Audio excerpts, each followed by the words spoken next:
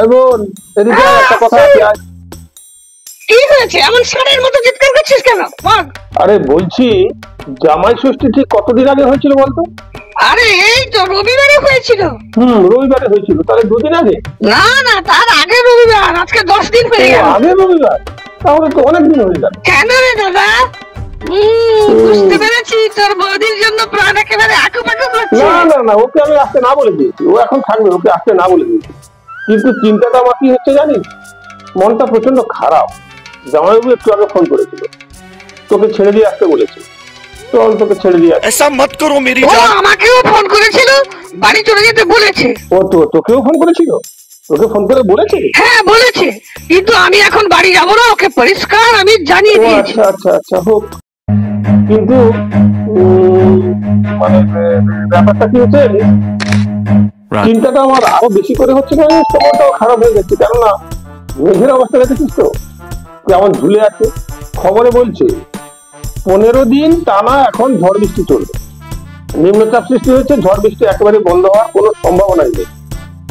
সেই জন্য ভাবছি তোকে ছেড়েই দিয়ে আসি। চল তোকে আজকে ছেড়ে দিয়ে আসি। সে তুই যতই বলিস দাদা, বৌদি না আসা পর্যন্ত আমি যাচ্ছি না যাচ্ছি না যাচ্ছি।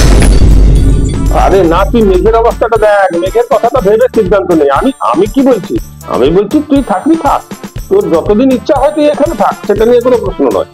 কিন্তু ব্যাপারটা হচ্ছে মেঘের জন্যই তোকে আমি ছেড়ে দিয়ে আসতে চাইছি। এই দেখ দেখ দেখ কেমন মেঘ যাচ্ছে, দেখ কেমন বিদ্যুৎ করছে, দেখ কি ভয়ঙ্কর পরিস্থিতি। বিকেলের দিকে একটু ফাঁকা হবে, বিকেলে একটু ফাঁকা হবে, তখনই চলে গেলে ভালো হতো রে। তুই ভেবে দেখ।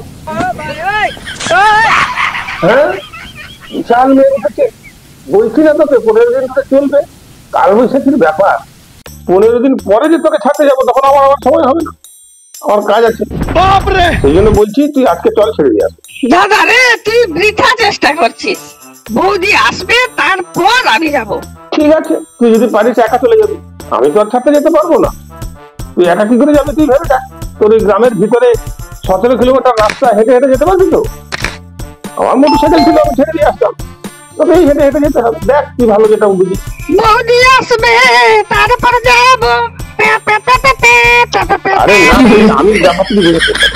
তুই থাকবি থাক, আমি তো যেতে বলছি না, তুই যতদিন খুশি থাক না, কিন্তু আমারও তো থাকতে যাওয়ার একটা সময়ের ব্যাপার আছে, মেঘের ব্যাপার আছে, জামাইবাবু ডাকছে, সবগুলো একসঙ্গে মিলে গেছে বলেই তোকে আমি ছেড়ে দিয়ে আসবো বলছি। না হলে তুই কতদিন থাকবি থাক না, আমার কোনো ব্যাপার নেই। আমি জানি তুই আমাকে তাড়িয়ে দিতে চাইছিস, কিন্তু আমি বৌদির সঙ্গে দেখা করেই যাব। ও আচ্ছা, তারপরে তুই এখন কিছুতেই যাবি না? Not never. चीटिंग करता है तू, যেটা ভালো ভাবি। चीटिंग चीटिंग करता है तू।